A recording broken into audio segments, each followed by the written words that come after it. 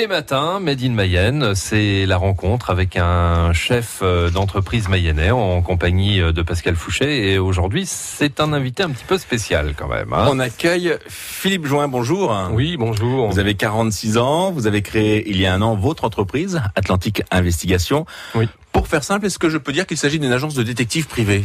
Oui, tout à fait. Alors, un métier très présent au cinéma, mais un peu moins quand même dans la vie réelle. Nous allons donc essayer d'en savoir un peu plus sur votre profession.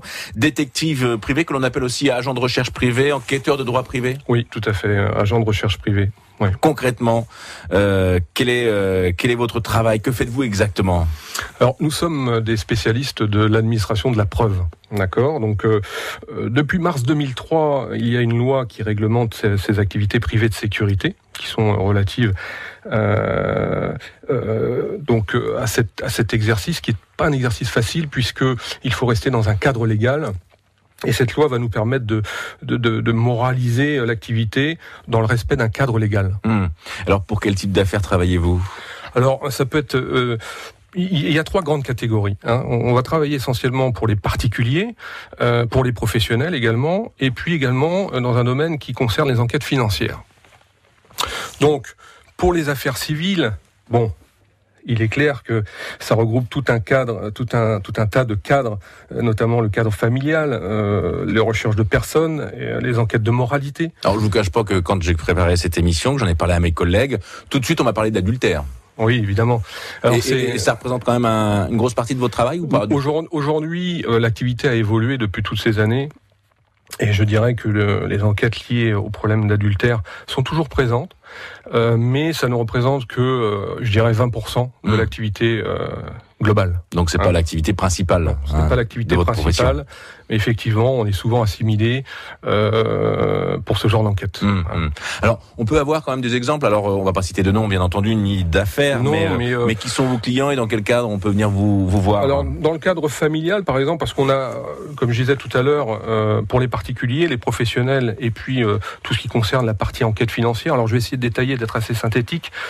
Sur la partie familiale, on peut intervenir sur les abandons de domiciles conjugaux, les adultères de divorce, forcément, on vient d'en parler, le harcèlement, les violences conjugales, les gardes d'enfants, tout ce qui est problématique liée aux gardes d'enfants, les fugues, les enlèvements, et puis tous les recueils de témoignages. Ensuite, on a les recherches de personnes disparues, forcément, les recherches de filiation également, les recherches généalogiques et successorales. Sur les enquêtes de moralité, alors c'est assez tendance, c'est la surveillance des mineurs par exemple, sur leur fréquentation, tout ce qui est lié aux drogues, l'alcool, etc. Il y a également les enquêtes avant mariage. Ça arrive aussi. Et puis attention à ceux qui veulent enterrer leur vie de garçon, vous voyez, on peut être suivi par un détective. Et puis tous les problèmes liés aux problèmes de voisinage, etc. Voilà. Donc là, on est plutôt sur l'aspect civil, c'est ça ? Oui, là, on était plus sur l'aspect civil, sur l'aspect pénal. Mais également auprès des entreprises, vous intervenez aussi dans le monde de l'entreprise. On verra ça dans un deuxième temps. Je finis sur les affaires civiles, les affaires familiales, dans la partie civile. On a vu maintenant la partie pénale. On va peut-être amener à travailler sur de la contre-enquête pénale, et puis sur de l'enquête pénale, donc atteinte à la vie privée, toute forme de harcèlement, les affaires de vol également, les affaires d'escroquerie, l'abus de confiance, les affaires de faux, usage de faux, etc. Donc ça, c'était pour la partie plutôt, on va dire, les particuliers. Oui. Au niveau des professionnels, ça va être différent effectivement, parce que les professionnels, on va retrouver les affaires commerciales et industrielles, avec dans un premier temps la recherche de renseignements en vue d'une procédure, on va dire amiable, d'accord. Et puis dans un deuxième temps, la recherche d'administration de la preuve dans une procédure qui va concerner plutôt une procédure juridique. Donc on a quelques thématiques également en ce qui concerne les professionnels, et notamment la concurrence déloyale, le non-respect par exemple du contrat de travail, le contre-espionnage, qui est une partie assez importante, et puis la lutte contre les troubles internes et externes d'une entreprise. Un champ d'action quand même très très large, on le constate, par rapport à ces différentes thématiques. Oui, effectivement.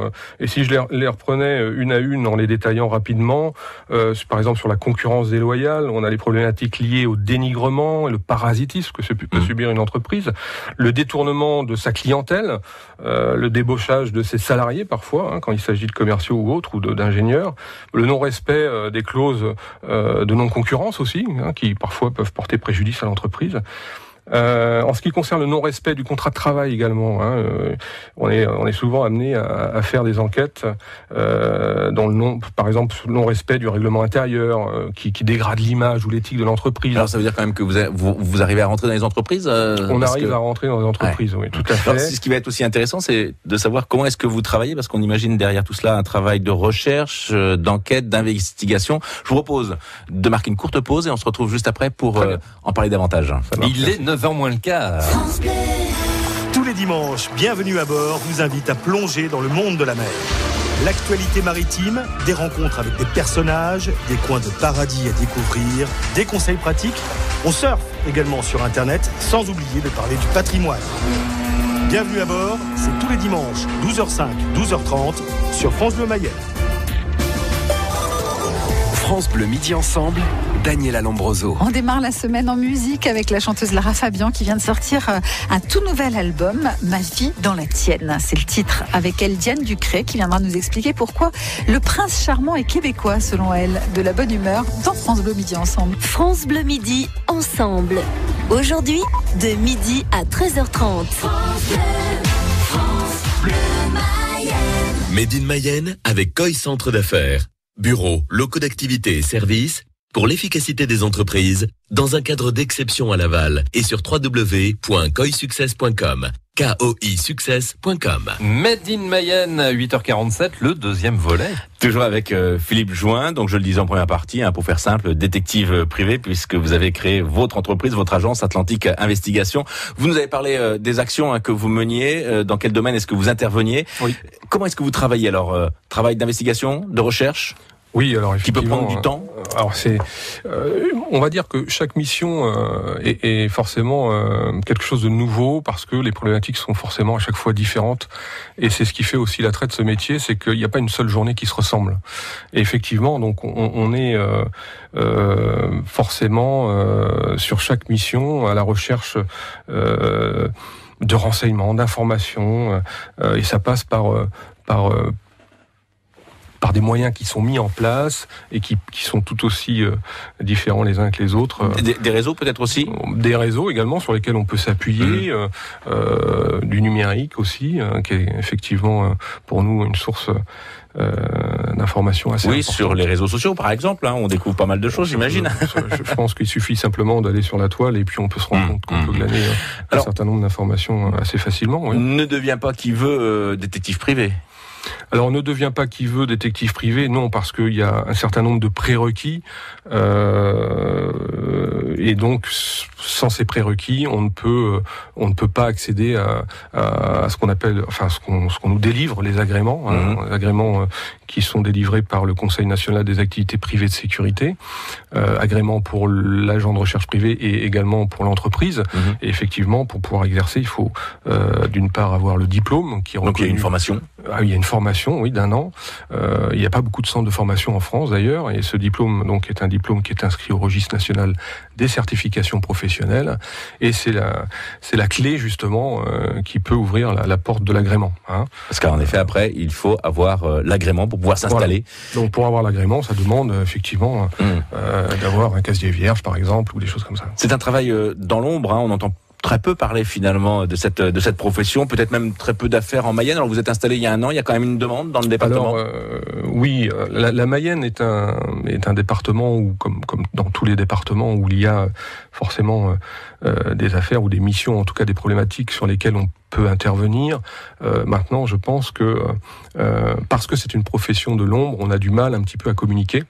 Parce qu'il faut être présent et à la fois un petit peu dans l'ombre. Donc ça met du temps. Mais il y a une véritable demande. En tout cas, ça commence à venir. Quand on parle bien sûr de votre métier, on pense à certains films, à certaines séries. Il y a des similitudes justement entre votre profession. Est-ce que l'on peut voir au cinéma? Oui, alors c'est effectivement très drôle parce que c'est ce que les gens avec qui je peux échanger ont en tête et effectivement, ils comparent souvent ça à des séries télévisées, mais on est loin de cette réalité-là. On est loin de Nestor Burma alors. On est un peu loin de Nestor Burma et on est dans les métiers de l'investigation. On n'est pas des agents secrets. Les gens pensent que voilà, on a accès à plein de choses, etc. Donc, même si vous avez le physique, vous n'êtes pas James Bond. Donc, Je vous remercie. Non,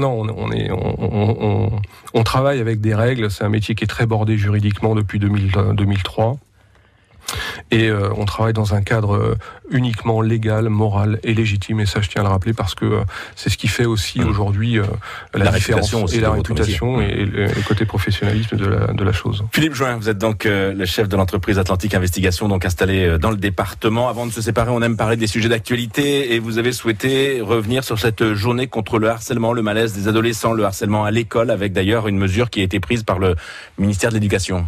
Oui, tout à fait. Alors, c'est quelque chose qui me touche, qui touche énormément de gens finalement, puisqu'on a tous des enfants qui vont à l'école, qui rentrent en 6e, et c'est vrai que dans les enfants de 7 à 11 ans, parfois, l'entrée en 6e est un peu difficile, et c'est bien que quelqu'un se penche sur ce sujet-là, parce que nos enfants sont souvent victimes de harcèlement. Alors ça peut être de harcèlement basique, mais ça peut aller beaucoup plus loin que ça, et souvent ils ont personne pour être écoutés.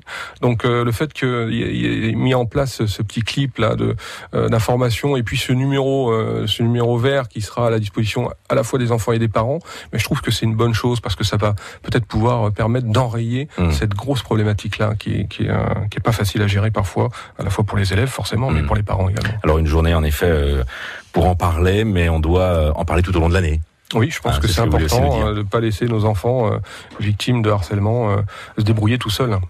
Merci beaucoup Philippe Join d'avoir été avec nous ce matin. On vous souhaite une très très bonne journée et au plaisir de vous accueillir à nouveau. Bonne semaine, merci beaucoup. Un entretien à réécouter sur francebleu.fr.